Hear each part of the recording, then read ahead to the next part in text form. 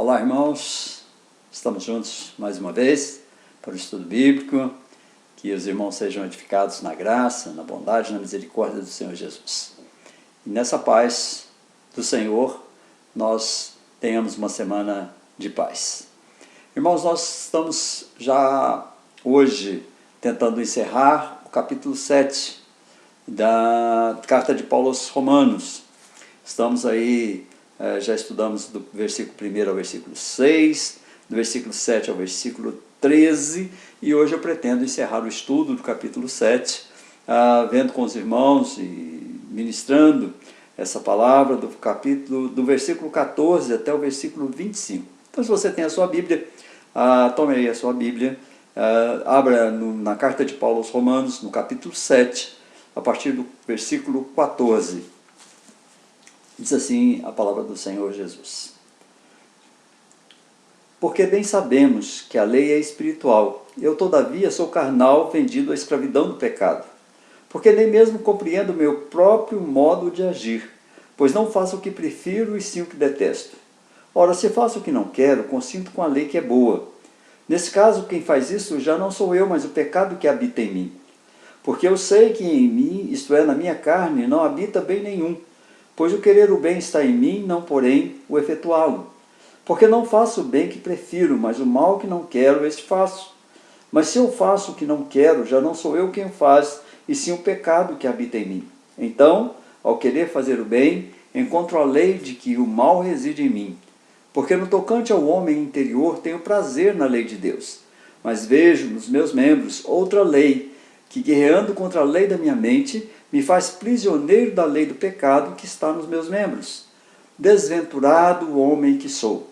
Quem me livrará do corpo dessa morte? Graças a Deus por Jesus Cristo, nosso Senhor. De maneira que eu, de mim mesmo com a mente, sou escravo da lei de Deus, mas segundo a carne, da lei do pecado. Vamos orar, irmãos, aproveitando para orar, antes de entrarmos no estudo prático, no estudo definido versículo a versículo desse nosso texto, e antes disso então vamos orar, vamos pedir ao Senhor que nos abençoe, que nos dê um entendimento dessa palavra dele. Senhor, nosso Deus, nosso Pai, nós pedimos ao Senhor que nos ilumine a mente. Agora, ó Deus, quando os meus irmãos vão ouvir, ó Deus, a respeito dessa palavra do apóstolo Paulo escrito aos irmãos de Roma, eu rogo ao Senhor que tome a mente de cada um deles e os abençoe para que entendam e para que nós possamos, ó Deus, cada dia sermos mais observadores da palavra do Senhor na nossa vida, no nosso modo de viver, naquilo que fazemos. Que o Senhor nos auxilie, que o Senhor nos ajude nessa noite, em nome de Jesus. Amém. Irmãos, nós vimos no estudo anterior que o apóstolo Paulo fala aos irmãos romanos insistentemente a respeito do poder do pecado e a respeito da impossibilidade de se salvarem através da observância da lei. Nós sabemos que os judeus eram grandes observadores da lei, mas não eram, às vezes, praticantes daquilo que asseveravam conhecer. Paulo destaca, então, que a lei põe em evidência o pecado, ou seja, a lei destaca o pecado, quando ela traz uma proibição expressa, e que o ser humano, ao conhecer a lei, compreende o horror do pecado. Ou seja, se a lei me mostra o que é o pecado, eu preciso sentir horror a esse pecado, porque ele é contra a lei de Deus. Mas o homem está inclinado a fazer aquilo que a lei proíbe. Paulo mostra que há necessidade de que o crente compreenda que morreu para o pecado, que o salário do pecado é a morte. Assim, o crente jamais pode viver na prática constante do pecado. Se o crente conhece a lei, se o crente conhece o horror do pecado, sabe que o pecado é uma transgressão da lei de Deus, então o crente jamais pode viver na prática constante do pecado. Ele não pode ser vencido, ele não pode ser escravo do pecado. Nos primeiros 6 versículos desse capítulo, Paulo demonstra que o crente está liberto da escravidão do pecado. Ele vive em novidade de vida, ele produz frutos de justiça para Deus. É necessário a gente observar que, embora Paulo use o tempo presente nas suas afirmações, ele fala do tempo do que ele era antes, no tempo antes da sua conversão. Paulo está falando de um tempo, nós precisamos prestar atenção, Paulo está falando de um tempo que vai da sua conversão, do seu estudo, do seu ingresso na prática do judaísmo, até o momento em que ele é alcançado pelo Senhor Jesus Cristo. Ele não está falando do tempo presente, do tempo dele agora, como crente, porque ele, em outras partes da palavra dele, ele diz inclusive que ele não vive mais, mas Cristo vive nele. Então ele não poderia ser esse homem pecador que ele retrata aqui. O pecado dele foi ao conhecer a lei e conhecer a salvação, conhecer a graça, ele entendeu que só pela lei, infelizmente, ele não poderia ser salvo. Agora, quando chegamos ao versículo 14, Paulo vai personalizar o pecado, acusando esse pecado nele mesmo. Olha o que diz o versículo 14. Porque bem sabemos que a lei é espiritual, eu todavia sou carnal, vendido à escravidão do pecado. Paulo estabelece a ligação com o versículo 12. O versículo 12 diz, por conseguinte, a lei é santa, o mandamento é santo, justo e bom. Porque nós sabemos que a lei é espiritual. Nesse caso, o nós também inclui aqueles irmãos judeus que estavam agora lendo essa carta. A Bíblia como um todo nos ensina a respeito da santidade da lei. E ela nos ensina e ensina aos judeus e aos cristãos de maneira geral. Seguramente os judeus ainda poderiam afirmar, né? Eu todavia sou carnal, é o que Paulo está dizendo, eu sou carnal. Israel sabia muito bem que por natureza o ser humano não é Deus, o ser humano não é Deus, ele é imperfeito. E que o espírito e a carne estão dissociados da maneira mais profunda. O Salmo 143, no versículo 2, exemplifica isso. Olha o que diz o Salmo 143, no versículo 2. O Salmo vai dizer o seguinte: não entres em juízo com teu servo, porque à tua vista não há justo nenhum ser vivente. Espírito e carne estão dissociados. Há uma luta tremenda no crente entre o espírito e entre a carne. Paulo, porém, revira a questão e recorre à comparação com a existência do escravo. Ele diz assim, eu sou vendido à escravidão do pecado. Ou seja, por causa da sua história, da qual ele próprio é culpado. Nós podemos olhar isso em Romanos capítulo 1, versículo 21, Romanos 5, capítulo 12, Romanos 7, versículo 8 e 10. O ser humano não é mais senhor de si mesmo. Deus o entregou. Romanos 1, 24 diz isso, 26, 28.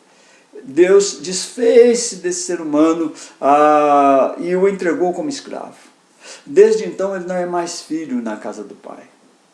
O ser humano caído foi expulso da presença de Deus. Foi entregue ao seu próprio pecado. E precisa vencer esse próprio pecado. Agora cabe, então, expor as características dessa condição de escravo. Paulo diz que ele é escravo, no versículo 14, ele diz que é escravo, que ele é carnal, que ele foi vendido à escravidão do pecado. Quais são as características, então, da sua condição de escravo? E aí ele parte para o versículo 15, que diz, porque nem mesmo eu compreendo meu próprio modo de agir, pois não faço o que prefiro e sim o que detesto. Irmãos, um escravo não se identifica com sua ação. Nem mesmo compreendo meu modo de agir, pois não faço o que prefiro e sim o que detesto. Essa aparente perplexidade com o modo de agir não significa ignorância com relação à maldade do coração. Irmãos, muitas vezes nós olhamos para as coisas que fazemos e dizemos, eu não sei como eu pude fazer isso. Mas você conhece a maldade do coração. Pode ser que até ocasionalmente as pessoas pratiquem o mal de forma inconsciente. Pode acontecer. E surpreende até a própria pessoa. Mas é evidente que um escravo realiza seu trabalho a contragosto. Ninguém gosta de fazer o trabalho escravo. A liberdade de querer não é correspondida por essa liberdade de agir. Ao escravo resta entristecer-se na sua verdadeira vontade, enquanto ele não for capaz de aceitar seu agir não desejado. Aqui, a tristeza de Paulo é porque ele não conseguia resistir à tentação do pecado, embora consciente da sua odiosidade. Paulo sabia que o pecado era mau, conhecia o horror do pecado, mas mesmo assim ele se entristece, porque ele não conseguia resistir a esse pecado, a essa tentação. Versículo 16, ele diz o seguinte, Ora, se faço o que não quero, consinto com a lei que é boa. Pois o seu querer é a vontade do bem, o querer da lei é a vontade do bem. No grego, nós não encontramos aqui uma frase completa, é uma exclamação, né? Muito similar ao louvor do Criador, repetido 7 vezes na primeira página da Bíblia, lá em Gênesis.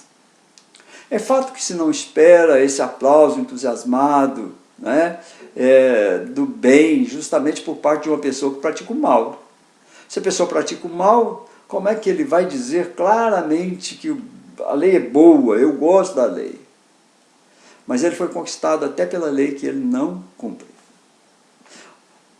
Paulo não se cansa de assegurar: quero praticar o bem, a lei é boa, ela é santa e ela é justa. Mas, então, se evidencia que para Paulo nenhuma pessoa é tão mal quanto o diabo. Por outro lado, também não descreve essa pessoa como herói de uma tragédia. Pelo contrário, quanto mais o pecador assevera que quer o bem, tanto maior é o grau da sua responsabilidade. Quanto mais, meu irmão, você diz que quer fazer o bem, que deseja fazer o bem, que precisa seguir a senda, o caminho do Senhor Jesus Cristo, precisa aprender a caminhar com Ele, maior é o grau da sua responsabilidade. As pessoas estão ouvindo o que você diz. Estão ouvindo aquilo que você verbera, aquilo que você demonstra, aquilo que você fala. Então, a sua maldade fica e deve ser tributada integralmente a essa pessoa. É precisamente esse devoto que fracassa de forma mais impressionante. O crente, quando cai, meu irmão, é uma situação difícil, uma situação complicada, é algo que dói a alma, e ele precisa ser assim. No versículo 17, Paulo diz o seguinte: ora, se faço o que não quero, consinto com a lei que é boa, 16. No 17 ele diz: nesse caso, quem faz isso já não sou eu, mas o pecado que habita em mim. O mal-estar de não se sentir à vontade consigo mesmo, meus irmãos, se explica pela presença de um segundo sujeito. Alguém, não sou eu, mas há algo em mim, há alguém, um segundo sujeito, que é capaz dessas atrocidades. Nesse caso, do jeito que estão as coisas, quem faz isso já não sou eu, mas é o pecado que habita em mim. Sempre que Paulo usa essa palavra habitar, seja em relação ao pecado, seja também acerca do Espírito, que ele diz que o Espírito precisa habitar, o termo significa o exercício da dominação.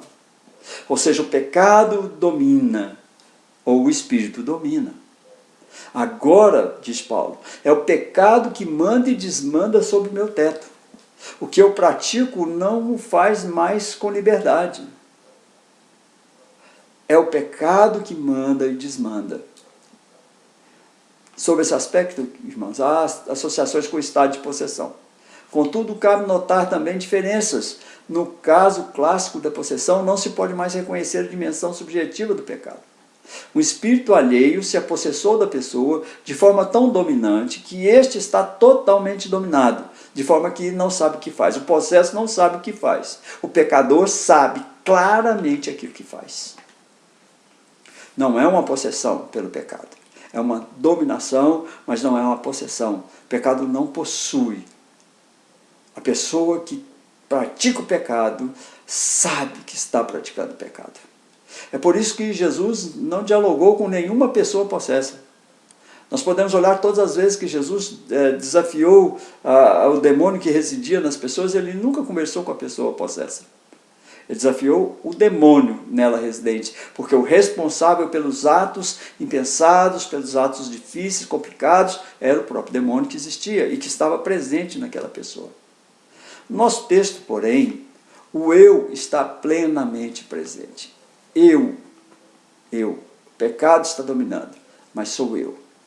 Como o texto documenta, ele é capaz de querer, ele é capaz de concordar, ele é capaz de se alegrar, ele é capaz de odiar, de agir, de sofrer, de desesperar-se. Importante para a apreciação do eu em Romanos 7 é também Romanos 8:1, que diz assim: agora, pois, já nenhuma condenação há para os que estão em Cristo Jesus. Retroativamente para o eu aqui de Romanos 7, isso significa, ele experimenta conscientemente e sabedor da sua culpa, a sua desgraça como condenação, irmãos. O pecador experimenta conscientemente, sabedor da sua culpa, a sua desgraça como condenação. É por isso que o Romanos 7 não coincide com a realidade da possessão. Paulo faz uso dessa forma de expressão apenas para estabelecer comparações, isso dentro de determinados limites. Paulo faz como se fosse uma possessão. Nesse caso, quem faz isso já não sou eu, mas o pecado que habita em mim, como se ele fosse possuído pelo pecado naquele período. Mas não, o pecado dominava a sua vontade, mas ele sabia perfeitamente e ele poderia resistir a esse pecado. Ou seja, o indivíduo pecador tem exata noção do horror do pecado que comete, embora saiba que não poderia cometê-lo. É o pecado cometido com entendimento. O pecador tem entendimento do horror do pecado que está cometendo, irmãos. Versículo 18 até o versículo 20, Paulo diz assim: porque eu sei que em mim, isso é, na minha carne, não habita bem nenhum, pois o querer o bem está em mim, não porém o efetuá-lo. Porque não faço o bem que prefiro, mas o mal que não quero, esse faço. Mas se eu faço o que não quero, já não sou eu quem o faz, e sim o pecado que habita em mim. Paulo está aprofundando aqui as suas afirmações, introduzindo o conceito de carne, não é?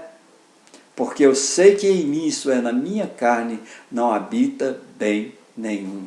Ou seja, esse gênero que eu herdei, essa minha carne, esse corpo, nele não habita bem nenhum.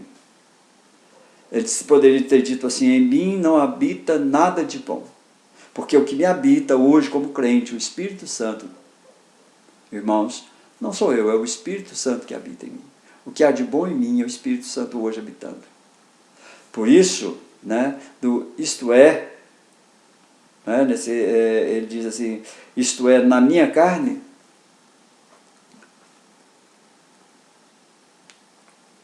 existe, porque ele estabelece uma equação. Em mim quer dizer na minha carne. Na Bíblia, muitas vezes, carne possui um sentido neutro, quando designa a constituição do ser humano como criatura, como corpo e alma. Então, é um sentido neutro, é corpo e alma, carne, corpo e alma, ou corpo, não é? Então, viver na carne não significa, desde já, viver no pecado. Gálatas 2,20 demonstra isso com clareza, irmãos. Os irmãos vão lá e leem. De modo diferente, porém, Romanos 7,5 diz no seu contexto: estávamos na carne. Viver na carne não significa, desde já, viver no pecado. Quando o ser humano não apenas tem sua constituição como criatura, quando ele se rende a ela, quando ele se arma contra o seu Criador, com auxílio da sua própria capacidade, das suas posses, do seu saber, então estar na carne perde a neutralidade, perde a inocência. O homem está fazendo contra Deus aquilo que ele sabe que é odioso fazer a Deus. Não há mais inocência. A carne já não está mais neutra, ela está em pleno pecado. Minha carne torna-se carne do pecado. Olha o que diz Romanos 8,3, diz assim: porquanto o que for impossível à lei, no que estava enfermo pela carne, isso fez Deus enviando seu próprio Filho, em semelhança de carne pecaminosa, e no tocante ao pecado, e com efeito condenou Deus na carne o pecado. Enquanto no versículo 16 ele declarava que a lei de Deus é boa, ele afirma do mesmo eu: em mim não mora nada de bom. Minha carne torna-se carne do pecado. Os processos internos são mostrados mais uma vez com toda clareza. Paulo diz: pois o querer o bem está em mim, o meu espírito quer o bem, eu quero o bem. Desventurado homem que sou, eu quero o bem. De modo que estou diante da escolha real de uma alternativa, eu posso fazer o bem. Eu quero fazer o bem. E aí Paulo diz assim: o querer o bem está em mim, não porém o efetuá-lo. Porque não faço o bem que prefiro, mas o mal que não quero, esse faço. Ou seja, eu me deixo dominar pelo pecado. No caminho para a ação prática, eu estou pecando sem cessar contra as minhas possibilidades. Com essas palavras, o pensamento já volta lá no versículo 17. Tornei-me refém do pecado. Ele disse: se eu faço o que não quero, já não sou o que faz, e sim o pecado que habita em mim. Eu sou o refém do pecado. O pecador é refém do pecado, irmãos. Depois de descrever o senhorio do pecado, no versículo 17 até o versículo 20, Paulo se volta novamente ao tema propriamente em questão. É por isso que ele retoma ou retorna o vocábulo lei. Eu consinto, a lei é boa, a lei vale a pena seguir a lei, mas eu infelizmente estou vendido ao pecado, a minha alma está, o meu corpo está guerreando com o meu espírito quer o bem, mas a minha carne não me deixa fazer o bem, eu acabo fazendo mal, eu acabo rendido ao poder do pecado. Versículo 21, ele diz assim: então, ao querer fazer o bem, encontro a lei de que o mal reside em mim. O mal que me habita é o mal que reside em mim. Uma breve referência ao que acabou de ser exposto. Então encontro a lei. Ao querer fazer bem, o mal reside em mim. Sempre de novo sucede assim a vontade do querer, o que é certo. E aí instantaneamente descamba para o agir carnal. Quero fazer o bem, mas a carne descamba para o agir carnal, segundo ela mesma. A carne no sentido negativo, né, conforme que foi exposto no versículo 18, há tempo já ele enviou aquelas metástases cancerígenas aos meus membros, ou seja, já matou meus membros. Meus membros todos estão tomados dessas metástases do pecado. Os meus atos práticos, mas também o meu raciocínio, não há mais qualquer coisa boa que possa funcionar. É isso que Paulo está dizendo. Paulo está dizendo que ele encontrou o mal residindo dentro dele. O caminho para a morte, lá no versículo 24, depois a gente vai ver, está traçado como seguindo uma lei. O quadro objetivo do paciente é desesperador. Por mais contente que ele subjetivamente possa sentir-se em determinados momentos. O pecador, em determinados momentos, ele se sente bem, alegre na prática do pecado, feliz na prática do pecado, satisfeito na prática do pecado. Mas ele é um paciente desesperado, em estado desesperador. Ele está pronto para a morte. Versículo 22, versículo 23, Paulo diz o seguinte: porque no tocante ao homem interior, tenho prazer na lei de Deus, mas vejo nos meus membros outra lei que, guerreando contra a lei da minha mente, me faz prisioneiro da lei do pecado que está nos meus membros. A lei de Deus está assistindo como espectador impotente. Ela não pode mudar os sentimentos desse homem, porque ele está vendido, ele está preso ao pecado. E Paulo diz por quê? Porque no tocante ao homem interior tenho prazer na lei de Deus, mas vejo nos meus membros outra lei que, guerreando contra a lei da minha mente, cada vez me faz prisioneiro da lei de pecados que está nos meus membros. Paulo torna suas formulações mais vivas, irmãos. Concordar objetivamente como ele disse no versículo 16, que diz que ele não faz o que quer, se ele faz o que ele não quer, ele diz que a lei é boa, porque ele entende que a lei é boa. Agora se torna uma adesão alegre à boa lei de Deus. Um lugar do eu abstrato aparece agora o homem interior, ele dizendo um homem interior. Eu, no tocante ao homem interior, tenho prazer na lei de Deus, mas os meus membros não me deixam fazer isso. Esse homem interior agora está arrastado para uma guerra entre o bem e o mal. De um lado está a lei da minha mente, comparável à consciência de Romanos 2,15. É a consciência do homem. É Deus falando através da consciência do homem, a lei da mente. Desse lado está a lei da mente. Ela não é idêntica à lei de Deus, mas de um modo qualquer, embora questionável, sabe do mandamento, sabe da proibição de Deus. Em todo caso, a consciência se apresenta como advogada de Deus. Traz consciência de que a lei é boa, informa, avisa e traz à mente da pessoa que a lei é boa. Há uma tensão aqui. E essa tensão, portanto, não consiste de uma metade boa, outra metade má dentro de mim. Mas de Deus por um lado, mediado pela razão ou pela consciência, e por outro lado de mim, o ser humano rebelde. O que está havendo, irmãos, no pecador, o que acontece com o homem pecador, é que de um lado nele está a consciência que conhece a lei de Deus. Por outro lado, o ser humano rebelde contra a lei de Deus. É um ser humano que vive predominantemente a partir dos seus membros. Certamente o pensamento refere-se às duas funções físicas, porém, além da corporalidade intensa, estão sendo abarcadas todas as ações e as omissões do ser humano. Só ler Romanos capítulo 6, versículo 12 e 13. É ali que a outra lei, a antilei, a lei do pecado, fixou a sua residência presidencial. Dali ela preside esse ser humano. É de lá que procedem os seus argumentos com esmagadora autoconfiança contra a razão perceptiva. Carregue consigo o ser humano como prisioneiro para dentro de um agir irracional. Tudo acontece sem que se perceba esse homem se debater, ele simplesmente é levado embora. O pecado simplesmente leva o ser humano.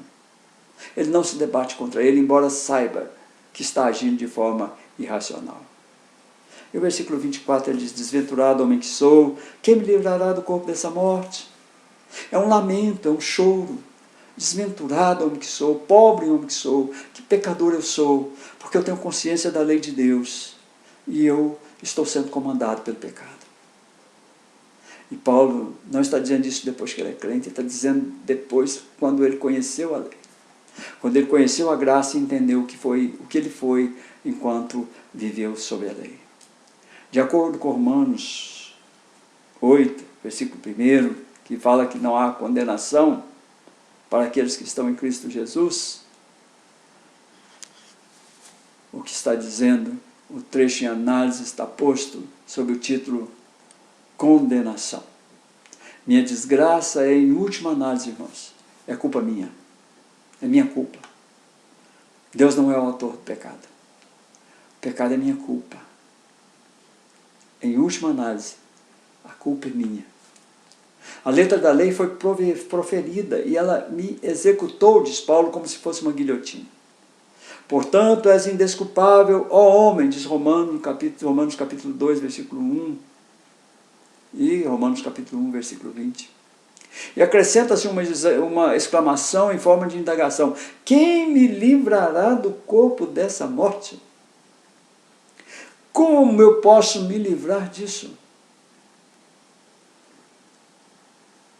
Todavia, irmãos, essa pergunta, quem, não conta esperançoso com alguém, mas já traz em si mesma a resposta: não há ninguém. Nenhum ser humano pode livrar-nos do corpo da morte do pecado. Paulo está dizendo: eu não sei de mais ninguém, não tenho mais futuro, eu estou morto porque eu olhei para a lei, entendi que ela é boa, maravilhosa, meu espírito quer essa lei e quer trabalhar nessa lei, mas o meu corpo, os meus membros estão vendidos ao poder do pecado. A pergunta, pois, quem me livrará do corpo dessa morte? Não faz nada mais do que gritar o desespero. Aqui há um desespero em Paulo. O que começa no eu jamais conduz à liberdade. O corpo, por Deus, criado maravilhosamente para Deus, está marcado para a execução judicial. E essa é a desgraça do ser humano. Ele não vive sem vontade, mas como impotente, ele caminha para a morte sob uma acusação indesculpável. Ele é o culpado do seu próprio pecado, do seu querer agir através dos seus membros e não daquilo que o seu espírito contempla na graça de Deus. No versículo 25 ele diz: graças a Deus por Jesus Cristo nosso Senhor, ou alívio. De maneira que eu de mim mesmo com a mente sou escravo da lei de Deus, mas segundo a carne da lei do pecado. Diante de toda a exposição que Paulo fez, do versículo 14 até o versículo 24, Paulo está dizendo: graças a Deus por Jesus Cristo nosso Senhor. Paulo já está olhando para a salvação que depois ele vai falar no capítulo 8, versículo 1 a 4, quando ele diz assim: agora, pois, já não uma condenação há para os que estão em Cristo Jesus, porque a lei do Espírito da vida em Cristo Jesus te livrou da lei do pecado e da morte. Porquanto o que for impossível à lei, no que estava enferma pela carne, isso fez Deus enviando seu próprio Filho em semelhança de carne pecaminosa, e no tocante ao pecado, e com efeito condenou Deus na carne o pecado, a fim de que o preceito da lei se cumprisse em nós, que não andamos segundo a carne, mas segundo o Espírito. Essa sentença de lamentação encontra em Gálatas capítulo 2, versículo 20, um contraste de júbilo. Lá um eu diferente confessa: Cristo vive em mim e eu vivo para esse Cristo. Imagine, irmãos, ao encontrar a graça, você encontrou a possibilidade de lutar contra o pecado, que agora não vive mais em você, mas te assedia diariamente. Aqui nós ouvimos: nada de bom vive em mim. Nada de bom vive em mim. Sou dominado tenazmente pela lei do pecado. A boa lei de Deus é apenas uma letra para mim. Ela se estende até o meu querer, mas não até o meu realizar. A fraqueza dessa lei é flagrante. Ela não pode me salvar. Ela apenas me mostra a condenação dos meus membros, a condenação do pecado. Ela apenas me mostra que a contravenção a essa lei é um pecado. Eu quero concluir, irmãos, esse estudo do capítulo 7, dizendo o seguinte: Paulo está encerrando um capítulo em que ele demonstra o poder do pecado sobre o homem natural, o homem sem Cristo. Nós podemos fazer, todos nós, um exercício de reflexão sobre a nossa vida e de criticarmos a nós mesmos, como Paulo fez aqui.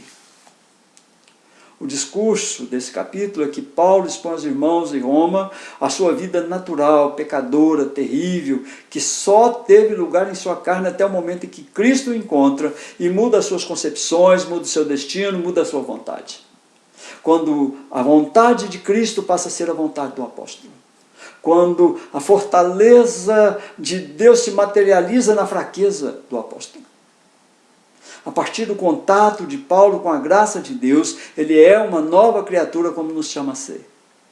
E a reflexão necessária é de que todos aqueles que tomam ciência da graça precisam mudar, precisam ter uma nova mente, precisam passar por uma metanoia, por uma mudança de mente. E o próprio Paulo avisa que somente Jesus Cristo pode anular a escravidão do pecado a que o homem natural sofre. Graças a Deus por Jesus Cristo, nós podemos exclamar. E eu quero fazer, terminando, algumas aplicações. Primeira aplicação, e eu quero que você guarde isso. Nós precisamos entender que a lei de Deus é espiritual, que o homem natural é carnal, vivendo imerso em pecados, que não consegue vencer, mas que ele entende a odiosidade do seu pecado, se pudesse, sairia deles. Somos ainda carne, inclinados para o mal. Mas a lei de Deus é espiritual. E Deus precisa nos mostrar a odiosidade de ofendermos a lei de Deus. Segunda, o conflito que o homem convertido precisa resolver é essa sensação de que não consegue vencer o pecado. Mesmo desejando com toda a sua força não se tornar escravo dele, com seu espírito desejando o melhor e a sua carne o pior. O conflito que o homem convertido precisa resolver é essa sensação de que ele não consegue vencer o pecado. Conheço muitos irmãos. Já tive com muitas pessoas. E as pessoas dizem: pastor, eu não consigo vencer o pecado. Quando eu quero, eu luto, eu oro, eu busco, mas o pecado acaba vencendo. O homem convertido precisa resolver essa sensação, porque ele pode vencer agora o pecado. É Cristo Jesus, diz Paulo. Graças a Deus por Jesus Cristo, nosso Senhor, nós podemos ser livres do corpo dessa morte. Esse conflito, irmãos, em terceiro lugar, deve entristecer o coração do homem, até que ele resolva e peça a Deus que o ajude a vigiar e a orar, para que Deus o livre das tentações, para que Deus o conduza no caminho por onde deve andar. Seu coração, meu irmão, coração do crente, precisa se entristecer pelo pecado. ele não pode se alegrar no pecado. Ele tem que se entristecer, ele tem que se arrepender e ele tem que voltar a buscar em Jesus a força suficiente para sair dele. E por último, uma aplicação. Há uma solução para esse conflito. A solução para esse conflito humano, que não sabe se peca ou deixa de pecar, que gosta da lei, que gosta do Senhor Jesus, mas que tem um corpo tendente ao pecado. A bênção é que há solução para esse conflito. E a solução para esse conflito é a graça de Deus em Jesus Cristo, que nos conduz em triunfo e vitória sobre o pecado. Em triunfo e vitória sobre o pecado. Irmãos, nós podemos vencer. Não precisamos ficar escravos do pecado toda a nossa vida. Não podemos deixar-nos submeter à vontade do pecado, que tanto desgraça famílias inteiras. Maridos, mulheres, filhos, pais, irmãos. Precisamos lutar contra o pecado. E é possível vencer o pecado. É possível vencer esse sarcasmo com que às vezes nós enfrentamos as lutas da vida. Essa vontade de se dar bem, que nós sabemos não é espiritual, é carnal. Eu espero, irmãos, que o capítulo 7, que quando Paulo fala sobre o pecado, agora ele vai partir para o capítulo 8, que é maravilhoso, que nesse capítulo nós tenhamos nos identificado com o apóstolo. A lei é maravilhosa, a lei de Deus. O bem é maravilhoso. Viver a graça é maravilhoso. E por isso nós precisamos vencer essa carne que tem tendência a nos levar para o pecado. Precisamos entender que Cristo é maior, que a graça é maior. E que nós podemos ser mais que vencedores por meio daquele que nos ama.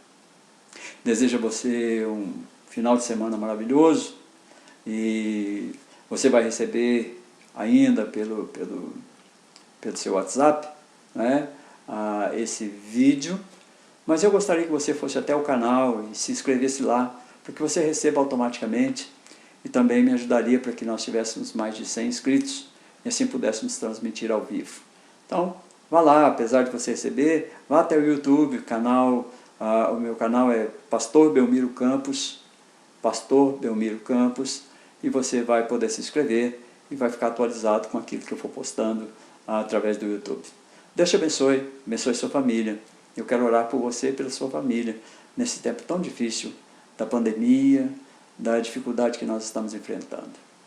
Senhor, que a tua graça e a tua misericórdia agora alcance cada lar, cada pessoa, e que em tudo, ó Deus, o Senhor se faça maravilhoso, mostrando o teu poder, a tua graça, a tua misericórdia sobre a vida dos meus irmãos, sobre a nossa vida. Senhor, que nós possamos, de fato, nos livrar dessa tendência a achar que a nossa carne é mais forte do que o nosso espírito. Nós podemos resistir ao pecado e essa resistência está em Ti, na Tua graça, na Tua misericórdia, que o Senhor propôs para nós na morte do Teu Filho Jesus, nos dando salvação eterna. Pai, que a Tua graça, a Tua bondade, a Tua misericórdia, que o Senhor levante sobre o povo do Senhor, o Teu rosto, dando a paz a cada um deles. Que a graça e a misericórdia do Senhor seja conosco, agora e para sempre. Amém, amém e amém. Irmãos, Deus nos abençoe, Deus nos guarde, Deus nos dê um final de semana muito bom e que o Senhor, de fato, nos traga todas as quartas ou quintas-feiras para o estudo bíblico. Se você, hoje, enquanto nós não pudermos fazer aí na igreja, vamos fazendo para que você guarde, para que você tenha esses textos para estudar. Deus te abençoe, boa noite, fica com Deus, ou boa tarde, bom dia, depende do horário que você estiver vendo esse vídeo. Deus te abençoe, Deus te guarde.